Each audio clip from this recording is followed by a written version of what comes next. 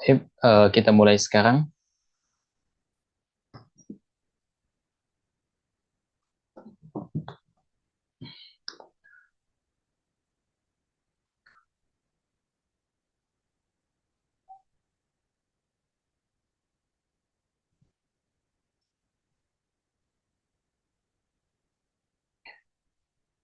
Bismillahirrahmanirrahim. Assalamualaikum warahmatullahi wabarakatuh. Alhamdulillah. Wassalatu wassalamu ala rasulillah wa ala alihi wa sahbihi wa man walah amma ba'd. Teman-teman sekalian, para jemaah, pendengar dan pemirsa dimanapun berada, Alhamdulillah, bersyukur kita kepada Allah Subhanahu wa Ta'ala Rabbul Alamin. Teman Allah Subhanahu wa Ta'ala senantiasa memberikan kenikmatan kepada kita berupa kemudahan, berupa fasilitas yang senantiasa diberikan kepada kita, dan kita bermohon kepada Allah Subhanahu wa Ta'ala semoga apa yang Allah Subhanahu wa Ta'ala berikan kepada kita, yang Allah anugerahkan, Allah rezekikan kepada kita, merupakan di antara salah satu bentuk ikhtiar yang bisa kita lakukan untuk mendekatkan diri kita kepada Allah Subhanahu wa Ta'ala. Karena apabila semakin banyak fasilitas yang diberikan kepada kita, semakin banyak kenikmatan ataupun kemudahan, naiknya pangkat dan jabatan yang diberikan kepada kita, dan justru semua kebaikan itu menjauhkan kita, semua nikmat itu menjauhkan kita dari Allah Subhanahu wa Ta'ala, maka kita khawatir itu akan menjadi istidraj. Itu akan menjadi istidraj, ya, di mana Allah Subhanahu wa Ta'ala mengundur azab yang akan diberikan kepada kita agar kita semakin terjerumus semakin jauh dari Allah Subhanahu wa Ta'ala, sehingga azab ataupun siksa yang diberikan kepada kita akan semakin berlipat ganda. Maka sebagai hamba Allah Subhanahu wa Ta'ala, hendaknya kita senantiasa memperhatikan semua rambu-rambu yang ditetapkan oleh syariat kita.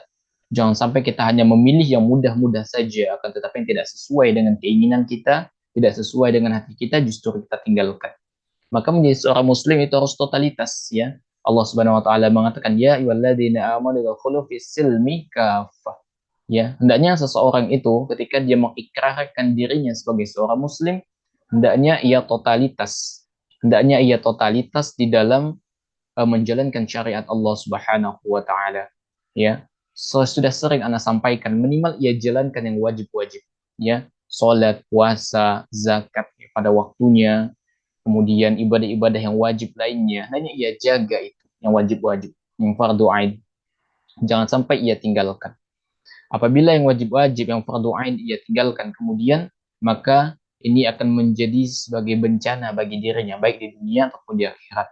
Karena apabila yang wajib ia tinggalkan, maka akan mudah kemudian dia akan melanggar syariat Allah yang lain. Ya, akan mudah baginya melanggar syariat Allah yang lain.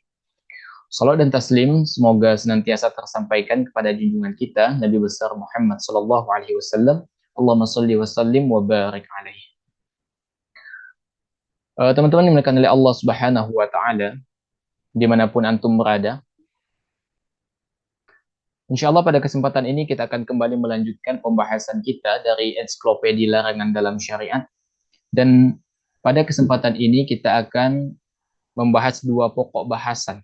Ya, jadi kita pada kesempatan ini akan membahas dua pokok bahasan, yaitu berkaitan dengan mentato wajah hewan atau memberikan tanda pada wajah hewan, dan yang kedua adalah menuntut ilmu demi tujuan duniawi dan menyembunyikan ilmu. Para jemaah yang dimuliakan oleh Allah Subhanahu wa Ta'ala, kita akan masuk pada bahasan pertama, yaitu terkait dengan larangan mentato wajah hewan atau memberikan cap pada wajah hewan. Di sini Syekh Al-Pahlawi, ya, menukil dua dalil berkaitan dengan tiga dalil berkaitan dengan masalah ini dan sedikit penjelasan yang beliau berikan. Hadis pertama, bahwa Rasul Shallallahu Alaihi Wasallam bersabda, "Ama balaghakum anni qad la'antu man wasamal bahimata fi wajhiha aw darabaha fi wajhiha." Kata Nabi SAW, sudah sampaikah kepada kalian, ya, bahwa aku melaknat orang yang mentato hewan pada wajahnya atau memukul wajahnya. Ini diriwayatkan oleh Abu Daud. Kemudian, ya, beliau kemudian menukil juga hadis Nabi SAW, la tumassilul bahaim. janganlah kalian mencederai binatang. Ini diriwayatkan oleh An-Nasa'i. Kemudian dalam riwayat Muslim, ya beliau menukil dari Jabir yang mengatakan bahwasanya Rasul Shallallahu Alaihi Wasallam melarang memukul dan mentato wajah. Ini diriwayatkan oleh Muslim. Sehubungan dengan ini, ya Syatahlawi mengingatkan kepada para orang tua dan guru yang terbiasa memukul wajah anak-anak maupun murid mereka bahwa perbuatan mereka selama ini tidak selayaknya dilakukan. Bahkan untuk memberikan hukuman sekalipun. Hal ini karena Rasul Shallallahu Alaihi Wasallam melarang perbuatan tersebut. Selain itu, memukul wajah atau yang dikenal dengan tamparan adalah penghinaan terhadap wajah yang dengannya Allah Subhanahu Wa Taala telah memuliakan manusia. Sama halnya dengan ucapan sebagian orang, semoga Allah menjelekkan wajahmu atau semakna dengan itu. Semua perbuatan dan ucapan tadi tidak boleh dilakukan. Para jemaah yang oleh Allah Subhanahu Wa Taala. Jadi ya dalil-dalil yang dinukil oleh Syekh At-Tahlawi ini yang menunjukkan kepada kita terkait dengan larangan mentato wajah hewan atau memberikan cap pada wajah hewan. Karena dulu ya orang untuk memberikan tanda terhadap hewan yang ia ternak agar mungkin tidak tertukar atau misalnya dicuri agar mudah ditemukan, mereka itu memberikan tanda pada hewan ternak mereka atau hewan peliharaan mereka, yaitu dengan dicap ya di bagian wajah hewan mereka menggunakan besi panas. Dan cap itu ya, atau tanda itu mereka berikan pada wajah hewan. Maka kata Nabi SAW, ya, orang yang melakukan perbuatan ini, yaitu mencap atau menandai hewan ternak mereka atau hewan peliharaan mereka pada wajah mereka, ini adalah perbuatan yang terlaknat. Ini adalah perbuatan yang terlaknat. Namun demikian, ya, hukum laknat ini, ya, larangan ini, misalnya ada orang yang melakukannya, ya, karena alasan tidak tahu, maka insya Allah dia dimaafkan karena ketidaktahuan itu. Ya, apabila dia hidup pada suatu tempat atau wilayah yang misalnya akses ilmu itu mudah, gitu kan? Di zaman sekarang misalnya kita hidup di kota yang majelis ilmu itu bertaburan di mana-mana, di mana kita bisa ingin menghadap majelis ilmu yang mudah sekali kita dapatkan di zaman ini. Kalau kita tidak bisa hadir secara langsung, ya kita bisa menyimaknya secara online begitu, seperti yang kita lakukan pada saat ini. Nah, tentu ketika seseorang itu mengatakan ya tidak tahu akan suatu hukum misalnya, maka ada dua kemungkinan, ya, dia diberikan keringanan dalam masalah itu atau tidak diberikan keringanan sama sekali.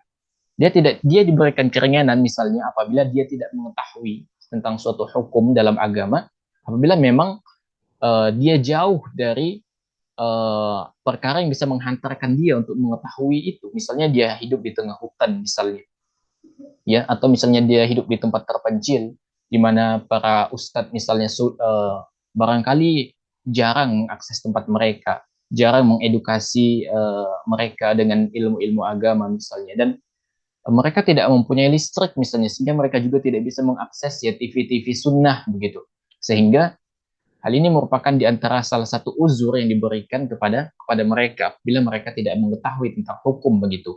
Namun bagi orang yang mudah mengakses ya internet, ya mengakses televisi ya dan TV-TV Islam, dia mudah mengakses pengajian di mana-mana, bahkan mungkin di samping rumahnya itu ada masjid yang rutin misalnya melakukan kajian gitu, melakukan thalabul ilmi. Justru ini adalah perkara yang mustahil bagi dia tidak bisa menjangkau itu. Ketika dia mengetahui, oh saya tidak tahu, padahal rumahnya di samping masjid, dan di masjid itu rutin dilakukan kajian-kajian sunnah, misalnya, untuk memperdalam ilmu syar'i, maka dalam hal ini dia tidak diberikan keringanan. Karena dia tidak tahu, bukan karena memang, dia tidak tahu, ya, tapi karena memang tidak ingin tahu, ya, tidak ingin tahu. Mungkin banyak alasan yang melatar belakangi mereka. Mungkin alasan mereka misalnya dia tidak ingin mengetahui atau tidak belajar ilmu agama agar setiap tindakannya yang keliru itu bisa dimaafkan. Maka ini alasan yang keliru. Ini alasan yang keliru. Karena setiap muslim itu diperintahkan untuk menuntut ilmu agama. Talabul ilmi fardhatun 'ala kulli muslim. Tujuannya apa? Agar jalan hidupnya itu sesuai dengan perintah Allah Subhanahu wa taala. Ya, justru dengan menuntut ilmu agama, ya, itu akan mempermudah dia di dalam menuju surganya Allah Subhanahu wa taala. Ya, karena tanpa kita menuntut ilmu agama, kita tidak akan benar di dalam menjalin kehidupan ini. Kita tidak akan benar, ya. Oleh karena itu, luangkan waktu kita untuk menuntut ilmu agama. Allah berikan kita waktu begitu, ya. Maka manfaatkan sebagian waktu itu untuk menuntut ilmu agama. Para jemaah yang dimuliakan oleh Allah Subhanahu wa taala, ya. Jadi berkaitan dengan larangan mentato wajah hewan atau menandai hewan pada wajahnya itu tidak dibolehkan. Baik itu menggunakan besi yang dipanaskan kemudian dicap di wajah hewan, atau misalnya menggunakan gambar-gambar tertentu atau memang benar mentato di wajah hewan begitu sebagai tanda itu adalah hewan ternak kita. Itu tidak boleh. Dan itu perbuatan yang terlaknat. Namun demikian kita boleh yang memberikan tanda pada hewan baik menggunakan besi yang dipanaskan atau menggunakan apalah begitu selain di wajahnya. Ya, selain di wajahnya. Ini sebagaimana disebutkan oleh Anas ya.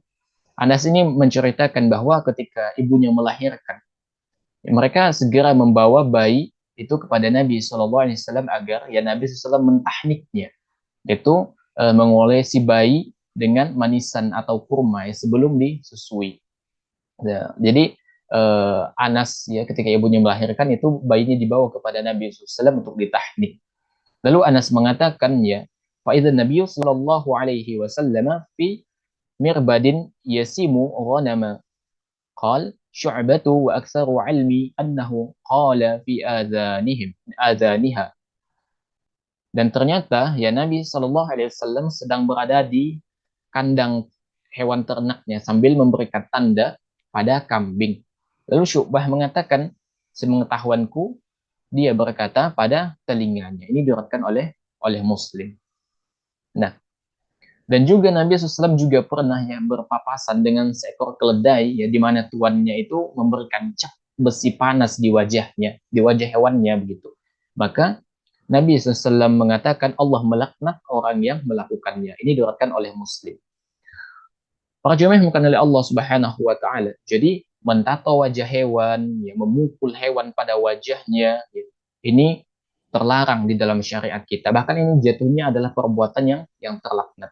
Akan tetapi apabila kita misalnya menandai hewan baik dengan besi panas, misalnya dicap selain dari wajah hewan, maka itu dibolehkan, ya. Atau misalnya memukul hewan itu kadangkala dibolehkan, tapi jika memang diperlukan, dan memukulnya pun bukan memukul untuk menyiksa begitu, ya. Karena Nabi SAW juga pernah melakukan hal itu, ya, pernah memukul hewan, ya. Namun pukulannya itu bukan pukulan yang menyiksa begitu. Dan pukulan yang tidak dibolehkan adalah pukulan yang menyiksa begitu. Dan mungkin kadangkala sering kita temukan misalnya bahkan Anda juga sering menemukan ada kucing misalnya yang dipukul oleh orang yang karena terganggu misalnya. Sebenarnya itu tidak boleh, ya. Jika memang tidak suka, cukup diusir saja. Tidak harus dipukul. Diusir saja, tidak harus dipukul. Ya. Nah, dan juga yang berkaitan dengan masalah ini adalah larangan kita baik itu mentato wajah ya atau memberikan tanda pada wajah hewan atau memukul hewan pada wajahnya. Ini dilarang di dalam syariat kita.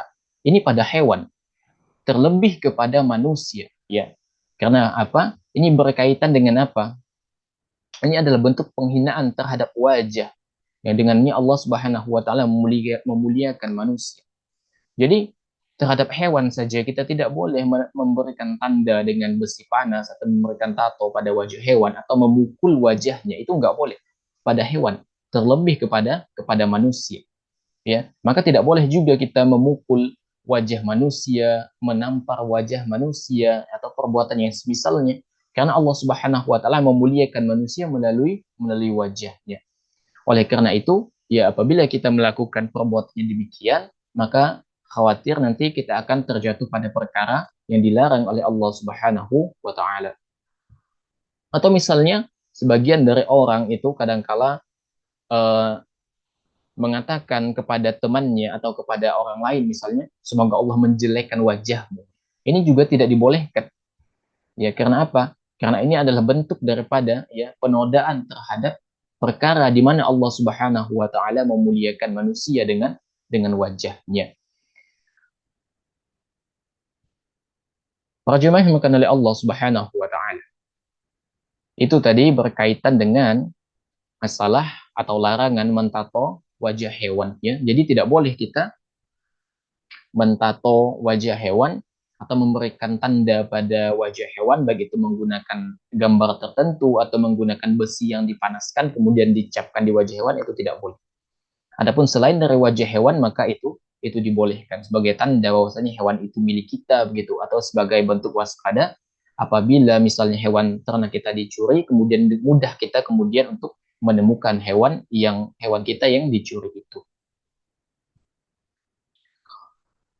Baik, para jemaah yang dimuliakan oleh Allah Subhanahu wa taala.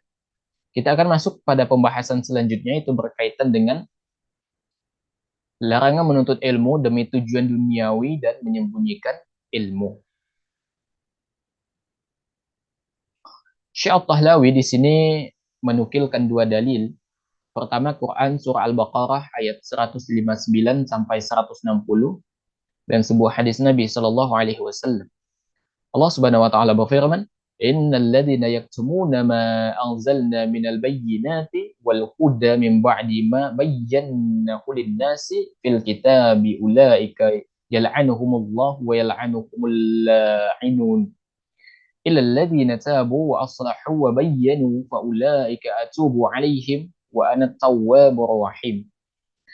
Sesungguhnya orang-orang yang menyembunyikan apa yang telah kami turunkan berupa keterangan-keterangan yang jelas dan petunjuk setelah kami menerangkan kepada manusia dalam Alkitab, mereka itu dilaknat oleh Allah Subhanahu wa taala dan dilaknati pula oleh semua makhluk yang dapat melaknati. Kecuali mereka yang telah bertaubat dan mengadakan perbaikan dan menerangkan kebenaran. Maka terhadap mereka itulah aku menerima taubatnya dan akulah yang maha penerima taubat lagi maha penyayang. Ini Al-Baqarah ayat 159 sampai 160. Kemudian Rasul Shallallahu alaihi wasallam bersabda, "Man ta'allama ilman mimma yubtagha bihi wajhullah la yata'allamuhu illa liyusiba bihi 'aradan minad dunya lam yajid 'arfal jannati yaumal qiyamah." Barang siapa yang mempelajari sebuah ilmu yang dengannya wajah Allah diharap, ya, dan tidaklah ia mempelajarinya kecuali untuk memperoleh kekayaan dunia, maka ia tidak akan mencium aroma surga pada hari kiamat kelak. Ini diriwayatkan oleh Abu Daud dan yang lainnya. Para jemaah yang oleh Allah Subhanahu wa taala, ini adalah rambu-rambu untuk kita sebenarnya. Apa tujuan kita menuntut ilmu? Apa tujuan kita memperdalam suatu disiplin ilmu misalnya? Apa tujuan kita? Maka di antara adab ya dari menuntut ilmu adalah pertama harus diniatkan karena Allah Subhanahu wa taala. Menuntut ilmu itu harus diniatkan karena Allah Subhanahu wa taala. Artinya diikhlaskan semuanya karena Allah Subhanahu wa taala. Tujuannya adalah ibadah. Menuntut ilmu adalah tujuannya adalah ibadah. Ya. Memang ya, perbuatan itu tergantung pada niatnya. Namun apabila kita menuntut ilmu ya dan kita tahu ya terdapat ancaman-ancaman dari di dalam syariat kita berkaitan dengan menuntut ilmu dengan tujuan duniawi ini terdapat ancaman dari Nabi Shallallahu Alaihi Wasallam yaitu dia tidak akan mencium aroma surga pada hari kiamat kelak. Jemaah yang oleh Allah Subhanahu Wa Taala, maka ketahuilah bahwasanya di dalam kita proses menuntut ilmu ya kita harus ikhlas karena Allah Subhanahu Wa Taala. Tujuan utamanya adalah untuk beribadah kepada Allah Subhanahu Wa Taala. Allah Subhanahu wa taala mengatakan wa ma umiru illa liya'budullaha mukhlishina lahuddin hunafa wa yuqimus salata wa yutuz zakata wa zalika dinul qayyimah.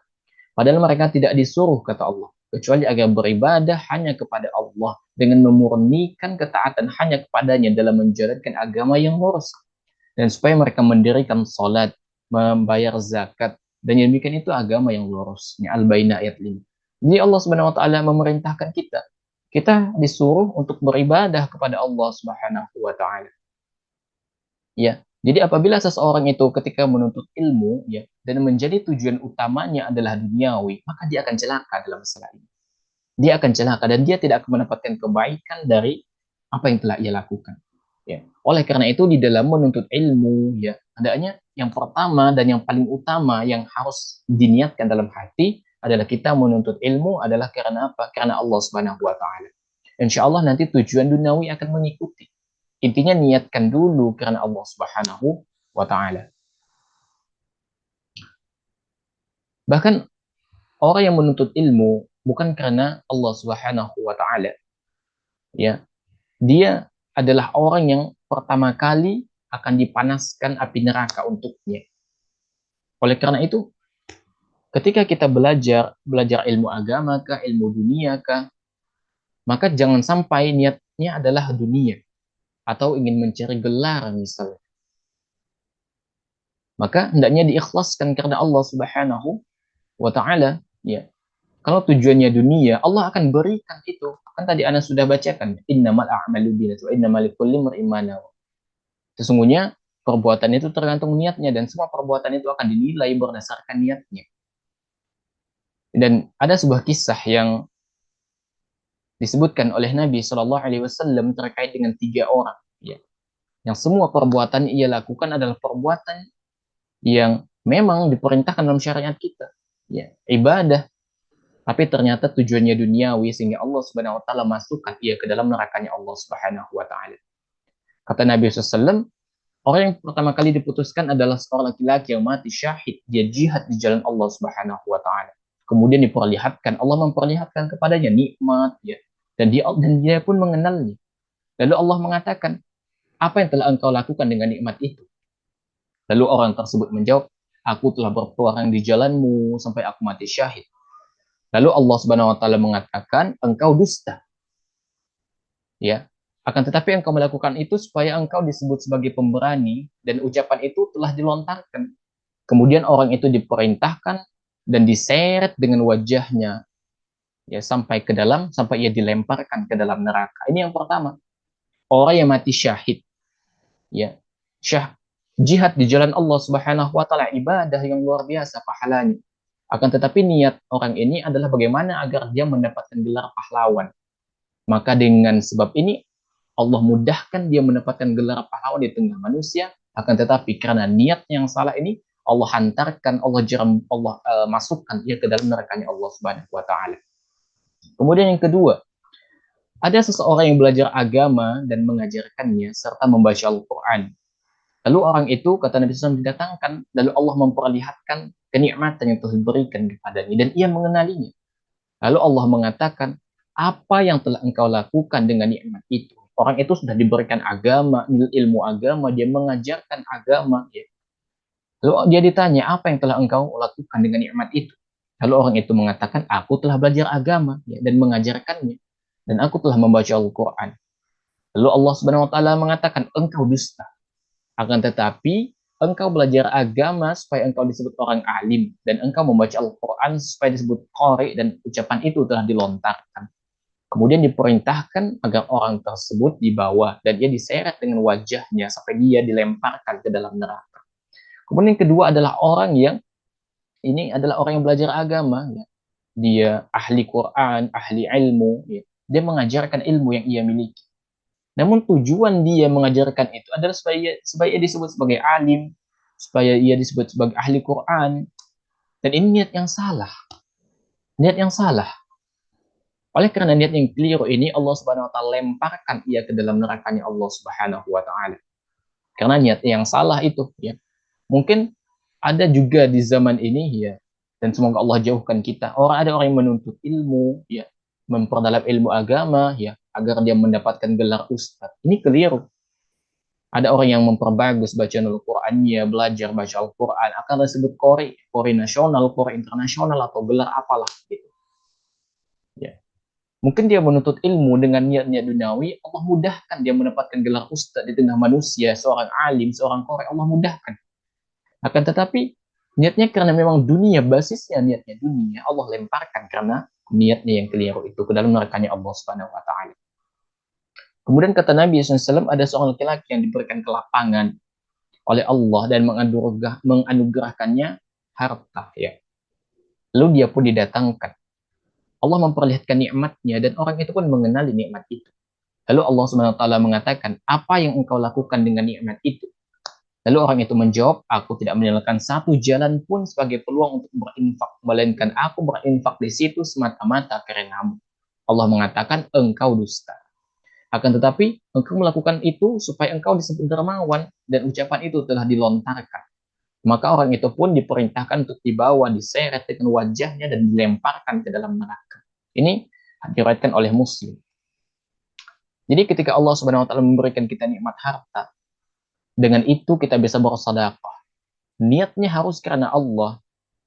Apabila niatnya karena duniawi agar kita disebut sebagai seorang dermawan, agar kita disebut sebagai orang yang murah hati, misalnya apalagi ketika memberikan donasi atau infak itu semua perlu di upload di media sosial semua tanpa adanya keperluan, bukan untuk laporan ya, karena memang ingin mendapatkan pujian manusia. Mulailah manusia berkomentar, oh masya Allah si fulan ini ternyata dermawan, baik hati, perhatian, apalah semua gelar-gelar yang diberikan manusia sebagaimana yang ia harapkan ia dapatkan ketika di dunia. Akan tetapi karena niatnya yang keliru itu karena mengharapkan pujian manusia, mengharapkan gelaran dari manusia, Allah lemparkan ia ke dalam nerakanya Allah Subhanahu wa taala. Ya. Jadi itu tiga hal ya. Tiga orang ya. Pertama adalah tadi siapa? Orang yang mati syahid. Yang kedua adalah orang yang mengajarkan ilmu yang ia miliki. Yang ketiga adalah seorang yang dermawan. Ketiga amalan ini besar pahalanya jika diniatkan karena Allah, akan tetapi karena keliru niatnya, basis niatnya karena ingin mendapatkan gelar di tengah manusia, Allah lemparkan ia ke dalam nerakanya Allah Subhanahu wa taala karena niatnya yang salah. Oleh karena itu para jemaah yang dimuliakan oleh Allah Subhanahu wa taala dimanapun berada, maka jangan sampai kita menuntut ilmu tujuannya adalah semata-mata karena dunia, agar kita mendapatkan pekerjaan yang enak, agar kita mudah mengakses sesuatu. Namun hendaknya kita niatkan karena Allah Subhanahu wa taala. Apapun yang ilmu apapun yang kita dalami selama itu tidak bertentangan dengan Al-Qur'an dan Sunnah, hendaknya kita niatkan karena Allah Subhanahu wa taala. Dan apabila kita sudah mengetahui ilmu-ilmu tertentu, maka kita ajarkan kepada manusia. Ya baligha anni walau ayat. Sampaikanlah dari walaupun satu ayat. Maka ketika manusia perlu dari ilmu itu, kita sampaikan. Ketika ada manusia bertanya, kita jawab selama kita tahu. Ya. Jangan sembunyikan ilmu. Ya. Ini kadangkala punya ilmu ya disimpan untuk diri sendiri, sehingga orang lain menjadi keliru, tersesat dan lain sebagainya. Kita punya ilmu, ajarkan ilmu itu. Ya. Jadilah orang yang dermawan dengan menyedekahkan ilmu yang pernah kita pelajari itu. Ya, agar ilmu kita bermanfaat bagi diri kita dan bagi orang lain. Para jemaah yang oleh Allah Subhanahu wa taala, itu berkaitan dengan pembahasan kita pada kesempatan kali ini dari ensiklopedia Larangan dalam Syariat berkaitan dengan masalah mentata wajah hewan atau memberikan tanda pada wajah hewan, dan berkaitan dengan uh, masalah larangan menuntut ilmu demi tujuan duniawi dan menyembunyikan ilmu. Semoga Allah Subhanahu wa taala melindungi kita dari semua perbuatan yang bisa menghantarkan kita pada kemurkaan Allah Subhanahu wa taala. Yang benar datangnya dari Allah Subhanahu wa taala, yang keliru datangnya dari anak pribadi. Allah dan Rasulnya tentu terlepas dari kekeliruan itu. Wassalamualaikum warahmatullahi wabarakatuh. Wa ala alihi wasallam. Walhamdulillah rabbil alamin. Subhanakallahumma bihamdika asyhadu an la ilaha illa anta astaghfiruka wa atubu ilaik. Alhamdulillah rabbil alamin. Assalamualaikum warahmatullahi wabarakatuh. Anda kembalikan ke pembawa acara. Tafadhal.